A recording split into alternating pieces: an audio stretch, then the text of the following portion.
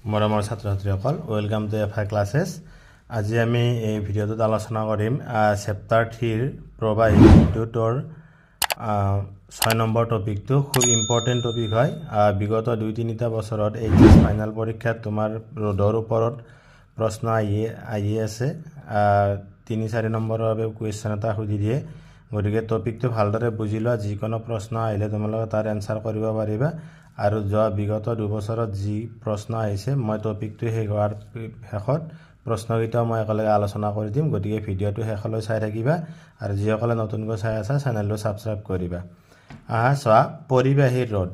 মই ডেফিনেশ্যনটো কৈ দিছোঁ এবাৰ, যে কোনো পৰিবাহীয়ে তাৰ মাজেৰে সঞ্চালিত প্ৰবাহক প্ৰদান কৰা বাধাক পৰিবাহীডালৰ ৰ'দ বোলে।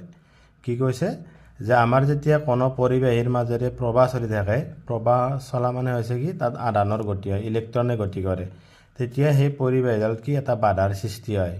সেই বাধাটোকে তোমাৰ কি বুলি কোৱা হয়? পৰিবাহীডালৰ ৰ'দ বুলি কোৱা হয়। আমি ওমৰ সূত্ৰত পাইছিলোঁ, ওমৰ সূত্ৰ আছিলে কি? ভি প্ৰপ'ৰ্চনেল টু আই। ইয়াৰ পৰাই V equal to I R এইটো পাইছিলোঁ আমি। ইয়াত আৰটো ৰ'দ বুলি কোৱা হৈছিলে, গতিকে তাৰ পৰা আমি আৰ ইকুৱেল টু কি লিখিছোঁ? ভি বাই আই। তাৰমানে ৰ'দক মানে কি গাণিতিকভাৱে লিখিলে R equal to V by আই। ভিয়ে কি বুজাইছে? বিভৱ বুজাইছে। আইয়ে কি বুজাইছে? প্ৰবাহ বুজাইছে। ৰ'দৰ এছআই একক হৈছে তোমাৰ কি? ওম। বুজিছেনে? এতিয়া চোৱা, ৰ'দৰ এতিয়া মাত্ৰা ওলাব লাগে। তোমাৰ খুব ইম্পৰ্টেণ্ট হয়, ৰ'দৰ মাত্ৰা সোধে তোমাৰ পৰীক্ষাত। গতিকে তোমাৰ ৰ'দৰ মাত্ৰা হৈছে, চোৱা সূত্ৰটো হৈছে ভি বাই আই। আমি বিভৱ ভেদৰ মাত্ৰা হৈছে M L square T inverse 3 A inverse divided by R প্ৰবাহৰ তোমাৰ কি? এ। গতিকে তোমাৰ এইখিনি কেলকুলেশ্যন কৰিলে তোমাৰ মাত্ৰাটো আহিব M L square T inverse 3 A to the power -2। গতিকে তোমালোকে যদি বিভৱৰ মাত্ৰাটো বিভৱ ভেদৰ মাত্ৰা নাজানা, তেতিয়া তোমালোকে এই ফৰ্মুলাটো ইউজ কৰিও কৰিব পাৰা। ভি ইকুৱেল টু ডব্লিউ বাই কি? এই ফৰ্মুলাটো ইউজ কৰিও ভিৰ মাত্ৰাটো ওলাই ল'লে ৰ'দৰ মাত্ৰাটো পাই যাবা। নেক্সট আমাৰ 1 ওহম ৰ'দ কাক কোৱা হয় সেইটো আমি জানি লওঁ। যে চোৱা, আমাৰ ফৰ্মুলাটো যিটো আছে, ফৰ্মুলাটো হৈছে তোমাৰ কি? R equal to V by I. এতিয়া চোৱা, ৰ'দৰ একক ওম বুলি কৈছোঁ। 1 ohm equal to 1 volt divided by 1 ampere দিলোঁ, হৈছে। গতিকে চোৱা, তাৰমানে কি? যদি কোনো এডাল পৰিবাহীত আমাৰ দুইমূৰাৰ বিভৱ ভেদটো 1 ভল্ট থাকে আৰু তাৰ মাজেৰে যদি 1 এম্পিয়াৰ প্ৰবাহ চালিত হয়, তেন্তে আমি পৰিবাহীডালৰ ৰ'দক কি বুলি ক'ম? 1 ওহম বুলি ক'ম। গতিকে মই সংজ্ঞাটো ইয়াত লিখি দিছোঁ ধুনীয়াকৈ, যে কোনো পৰিবাহীৰ দুইমূৰাৰ বিভৱ ভেদ 1 ভল্ট আৰু তাৰ মাজেৰে চালিত প্ৰবাহ 1 এম্পিয়াৰ হ'লে পৰিবাহীডালৰ ৰ'দক 1 ওহম বোলে। অৰ্থাৎ আমি এইটো এনেকৈ লিখিব পাৰোঁ, অৰ্থাৎ 1 ohm equal to 1 volt divided by 1 ampere, হৈছে। এইটো এনেকৈ লিখিব পাৰি 1 ভল্ট পাৰ এম্পিয়াৰ, হৈছে এইটো। এতিয়া এই পৰিবাহীৰ ৰ'দ কিছুমান কাৰকৰ ওপৰত নিৰ্ভৰ কৰে। তোমালোকে ক্লাছ 10তো এইখিনি পাইছা, গতিকে ইয়াৰতো আছে সেইখিনি কথাই, কিন্তু ইয়াত অলপ বহলাই আছে কথাখিনি। আৰু ইয়াত মানে ইয়াৰ ওপৰত তোমাৰ কনচেপচুৱেল কুৱেশ্যন কিছুমান সুধি দিয়ে। যে চোৱা, আমি তোমালোকে ক্লাছ 10ত পাইছিলা যে পৰিবাহী ৰ'দ সাধাৰণতে কি? পৰিবাহীৰ দৈৰ্ঘ্যৰ ওপৰত নিৰ্ভৰ কৰে। অৰ্থাৎ পৰিবাহীডালৰ যদি দৈৰ্ঘ্যটো বেছি হয়, তেনেহ'লে ৰ'দৰ মানটো বেছি হয়। সেইকাৰণে মই ইয়াত লিখিছোঁ আৰ প্ৰপ'ৰ্চনেল টু এল। যিমানে দীঘল হ'ব সিমানে তোমাৰ ৰ'দৰ মানটো বেছি হ'ব। 2 নম্বৰটো হৈছে তোমাৰ কি? যে পৰিবাহীৰ প্ৰস্থচ্ছেদৰ কালিৰ ওপৰত। পৰিবাহীডালৰ প্ৰস্থচ্ছেদৰ কালি বৃদ্ধি কৰিলে ৰ'দৰ মান কমে। অৰ্থাৎ আৰ প্ৰপ'ৰ্চনেল টু 1 বাই এ। তাৰমানে চোৱা, তোমাৰ আমাৰ প্ৰস্থচ্ছেদ বুলি কওঁতে তোমাৰ কি? যে চাপ'জ এডাল তাঁৰ, এই যিটো তাঁৰডালৰ আমাৰ কি শকত বা ক্ষীণ, এইখিনিক প্ৰস্থচ্ছেদ বুলি কয়। এডাল তাঁৰ আৰু এডাল তাঁৰ। এডাল হৈছে কম প্ৰস্থচ্ছেদৰ তাঁৰ আৰু এডাল হৈছে বেছি প্ৰস্থচ্ছেদৰ তাঁৰ। গতিকে এইডাল সৰু তাঁৰ, এইডাল ডাঙৰ তাঁৰ। এতিয়া প্ৰস্থচ্ছেদৰ কালিৰ ওপৰত কেনেদৰে নিৰ্ভৰ কৰে? যে যদি আমাৰ তাঁৰডালৰ প্ৰস্থচ্ছেদৰ কালি বেছি হয়, অৰ্থাৎ তাঁৰডাল যদি শকত হয়, তেনেহ'লে তোমাৰ ৰ'দৰ মানটো কি হ'ব? কম হ'ব। সেইকাৰণে আৰ প্ৰপ'ৰ্চনেল টু 1 বাই এ। আৰু 3 নম্বৰ হৈছে তোমাৰ পৰিবাহীডাল তৈয়াৰী পদাৰ্থৰ প্ৰকৃতিৰ ওপৰত। যে আমি যিডাল পৰিবাহী আছে, যেনে ধৰা আমাৰ সচৰাচৰ ব্যৱহাৰ কৰা পৰিবাহীবিলাক হৈছে কি? তামৰ, এলুমিনিয়াম এইবিলাকৰ। গতিকে কি ধাতুৰে বনাইছোঁ তাৰ ওপৰত তোমাৰ কি কৰিব? ৰ'দটো নিৰ্ভৰ কৰিব। এতিয়া ওপৰৰ যি দুটা তোমাৰ পালোঁ দৈৰ্ঘ্য আৰু প্ৰস্থচ্ছেদৰ কালিৰ ওপৰত তাৰ পৰা আমি এটা ফৰ্মুলা বনালোঁ দুটা লগ লগাই যে R proportional to L by A কাৰণ R proportional L আৰু R proportional তোমাৰ 1 by A গতিকে দুটা লগ লগাই দিলে কি হ'ব R proportional L by A হ'ব এতিয়া এই proportional সমানুপাতিক চিহ্ন ঠাইত আমি সমান চিন দিয়াৰ লগে লগে এটা ধ্ৰুৱক আহিব এইটো কোৱা হয় সমানুপাতিক ধ্ৰুৱক ইয়াৰ আমাৰ সমানুপাতিক ধ্ৰুৱকটো হৈছে rho হৈছে আৰু এই সমানুপাতিক ধ্ৰুৱকটো কি বুলি কোৱা হয় পৰিবাহীডালৰ ৰোধকতা বুলি কোৱা হয় হৈছে এই ৰ'টো কি বুলি কয় পৰিবাহীডালৰ ৰোধকতা এতিয়া ৰোধকতানো কি চোৱা মই এই টপিকটো লিখিছোঁ ৰোধকতা আপেক্ষিক ৰোধ বা ৰোধকতা ৰেজিষ্টিভিটি একক দৈৰ্ঘ্য আৰু একক প্ৰস্থচ্ছেদৰ কালিৰ পৰিবাহীৰ ৰোধক আপেক্ষিক ৰোধ বা ৰোধকতা বোলে তাৰমানে কি কৈছে যে একক প্ৰস্থচ্ছেদ ফৰ এক্সাম্পল আমি ধৰি ললোঁ যে তাঁৰডালৰ দৈৰ্ঘ্য 1 মিটাৰ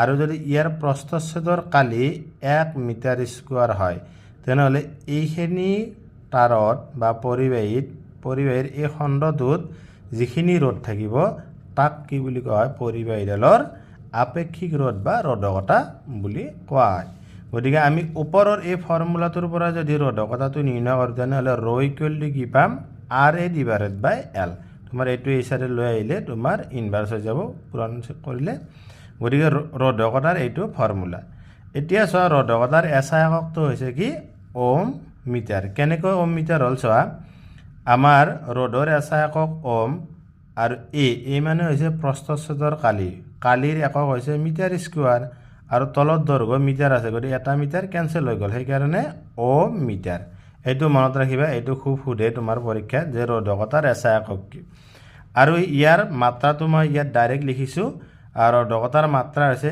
ml³ (t⁻³ (a⁻²) এইটো যদি তোমালোকে নিৰ্ণয় কৰিব খোজা ফৰ্মুলাটোৰ পৰা এনেদৰে নিৰ্ণয় কৰিব পাৰিবা rho equal to RA divided by L গতিকে আমি এইমাত্ৰ তোমাৰ ৰোধকৰ মাত্ৰা উলিয়াইছোঁ হয়নে ৰোধকৰ মাত্ৰা কি আছিল ml² (t⁻³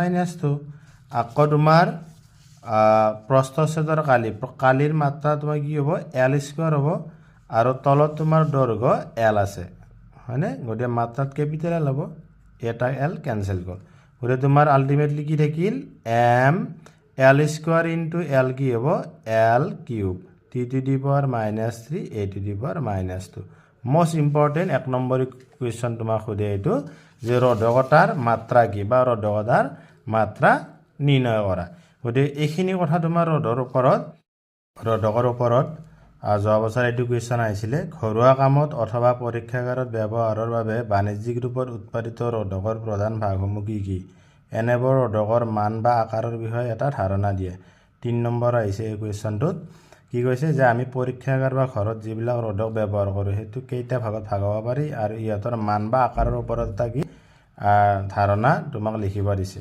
গতিকে আমাৰ ইয়াৰ এনসাৰটো হৈছে কি যে আমি দুই ধৰণৰ ৰোধক পাওঁ আমাৰ পৰীক্ষাগাৰ বা আমাৰ ঘৰবোৰত দুই ধৰণৰ ৰোধক ব্যৱহাৰ কৰা হয় এটা হৈছে তাৰেৰে বন্ধা ৰোধক আৰু এটা হৈছে কাৰ্বন ৰোধক হৈছে এই দুটা ভাগ ইয়াৰ তাৰেৰে বন্ধা ৰোধক কি যে কিছুমান তাৰৰ দ্বাৰা কিছুমান ৰোধ বনোৱা হয় তোমালোকে কিছুমান ডাঙৰ আগৰ পুৰণা বস্তুবিলাকত সেনেকুৱা এইবিলাক দেখা যায় যে তাৰৰে বনোৱা হয় কি এইটো চোৱা যে তাৰেৰে বন্ধা ৰোধকবোৰ মেংগানিন কাষ্টেনটাইন নাইক্ৰম আৰু তৎসদৃশ শংকৰৰ তাঁৰ পকাই তৈয়াৰ কৰা হয় কি যে তোমাক এবাৰ হয়তো এই প্ৰশ্নটো সুধিব পাৰে যে তাৰেৰে বন্ধা ৰোধক কিহেৰে নিৰ্মাণ কৰা হয় গতিকে তোমাৰ সেই ধাতুকেইটা হৈছে মেংগানিন কষ্টেনটাইন নাইক্ৰম আৰু কিছুমান শংকৰ ধাতুৰ তাঁৰ মেৰাই কি এই তাৰেৰে বন্ধা ৰোধকবিলাক ব্যৱহাৰ কৰা হয় এনে ৰোধৰ মান 1 ওমৰ ভগ্নাংশৰ পৰাই